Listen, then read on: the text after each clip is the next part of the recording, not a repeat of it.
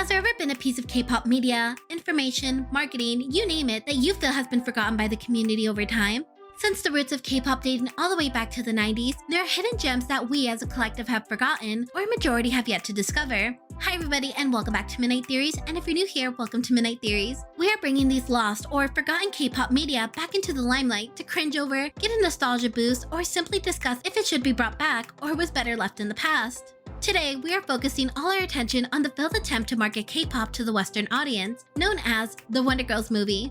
So what inspired the series? Well, I was researching for my Spica video on their American debut. I of course remembered the Wonder Girls as one of the pioneers of K-pop reaching the Western market, and one of their attempts was their movie. There will also be a simple ranking system where I will rank the topics at the end of the video on whether it was best to leave it in the past or we should bring it back.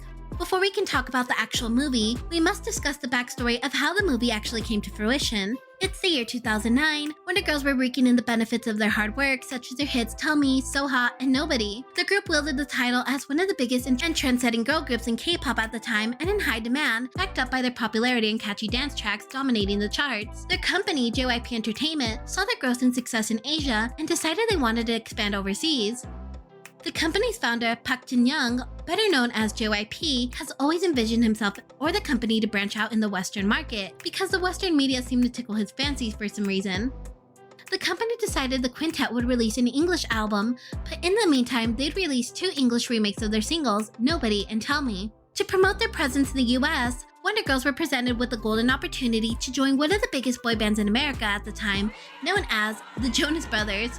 Wonder Girls would be the openers for their North American leg of their tour. Sunmi, who was one of the original members, and Sohee dropped out of high school to focus on their group activities and preparing for their English album and the Jonas Brothers tour. Imagine saying you dropped out of high school so you can join the Jonas Brothers on tour. However, Sunmi had a year to reflect on her decision to drop out and decided to leave the group and focus on her education. Sunmi leaving the group left the company in disarray because they already had a detailed plan for their American project. Haerim, a JYP trainee, took her place so the group can continue as 5. As for their American debut, the offer of the tour seemed like winning the lottery, right? Well, not exactly. It wasn't easy. Wonder Girls were ripped out of their environment and thrown into the lion's den, forced to adapt to a new territory, facing the obstacles of the language barrier and cultural differences. Their first attempt to break into the market was deemed a failure and a waste of time by Korean netizens. But due to JYP's entrepreneurial trait, he did not let the young ladies of the Wonder Girls and himself feel defeated by the outcome, and instead came back the next year with a conjoined North American tour of their own that included the groups, the Wonder Girls, and their label mate 2PM in 2010. Thus jumping to the year 2012, the quintet returned to America, continuing to promote their English singles and filmed a music-based movie made for TV, titled The Wonder Girls at the Apollo. Now, let's move on to the plot.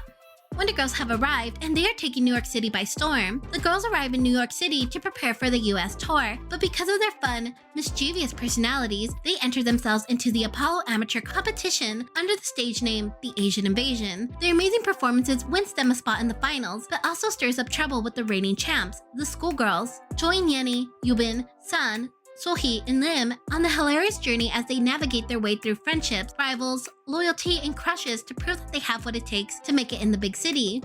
The movie follows your generic Nickelodeon formula and stereotypical characters. Basically, Yoon, or Yenny in this movie, is the encouraging leader who gets the plot moving, and also gets a love interest, but it plays nothing to the plot. Yubin is the tough, spunky member, so he is kind of a mean girl or arrogant character. I don't know what the writers were trying to do with her. Haerim is the ditzy member and there for comedic relief, and lastly, Sunyi, or Sun, is kind of just there. I feel bad because the writers kind of made her a filler character, to be honest. You have the Wonder Girls trying to prove themselves as talented singers in a new country while they're on tour. Also, trigger warning, JYP. JYP is in this movie a lot, maybe because he created this mess? What? No, this is big in America. Apple pie and Major League Baseball. Yeah. You know what's not great? The fact that you guys are 2 hours past your curfew. Yo, find my Wonder Girls! Where my Wonder Girls? Well, if it isn't the Wonder Girls. You girls have worked me to my wit's end. The movie was trying to market kids and tweens to the Wonder Girls by also heavily promoting their new singles such as The DJ Is Mine and Like Money. There was even a new version of Like Money that featured Akon. As I mentioned in my previous video where I talked about Nickelodeon's ventures in K-pop, Canon joined the Wonder Girls, or rather, the Wonder Girls joined Canon to promote the movie and their English singles. However, in the interviews, you can see the interviewer mainly focus on Canon when the girls are fully capable to do these interviews by themselves. So what was the public's verdict on the movie? Following the release, the group received proposals from major broadcasting companies in the United States, and were even in talks concerning full US promotions and activities for their debut English language album. But overall, it received an okayish response, but in terms of what it did for their music, well, as much as JYP, or should I call him JY for the rest of the video, his singular focus to make it into the Western industry was seen as a flop at the time, but it did open the gates for so many more groups in the future. I'm sure there are probably some little kids, teens, or heck, maybe even adults who like this movie or the characters because of it, and possibly even turn them into Wonder Girls fans or K-pop fans in general. If you watched my previous video titled Nickelodeon Loves K-pop, I discussed that the Wonder Girls movie inspired Nick Cannon to make a whole new show inspired by K-pop. If you want to know how that went, you should watch the video. So for my overall thoughts and rating, there were a couple of scenes that included some dialogue that didn't sit right with me and cemented that it really was a product of its time. Also, the writing was kind of bad, but what did I expect out of a Nickelodeon made-for-TV movie? There was also this feeling that the movie storyline was pretty fast-paced, yet they added some unnecessary filler to reach the runtime. And my biggest downside to the movie is that where's the Wonder Girls lines? Like, is it possible to get a lines distribution for a movie because I feel like the writers didn't give the members enough lines when it's their movies, it's the Wonder Girls movie. I think Yenny, JYP, and Michi are the only characters who spoke in the movie. Also, what was going on with the random love interest in the movie that added absolutely nothing to the storyline or plot? I promise.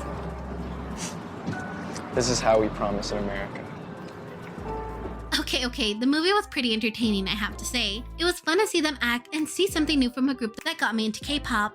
The movie is cheesy and doesn't really have its own charm, but I think it would be a good watch if you like the Wonder Girls, are a K-pop fan, or want to watch something cringy or for nostalgia reasons. I'd rate it a 3 out of 5 daebucks.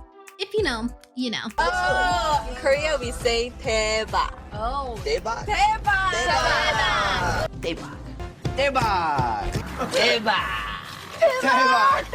Before I end this video, while searching for the movie on YouTube, I came across 2 creators who already discussed this movie. So if you want to see their take on the movies, I'll leave their links down below in the description. So coming to a close, did you watch this movie when it came out? Was this movie better left in the past, or would you watch it now? Oh, also, should I release my full reaction to this movie? I still have it somewhere on my hard drive, so maybe if enough of you want to see it, I'll drop it. Let me know all your thoughts in the comments down below. And as always, thank you for watching and enjoy your stay.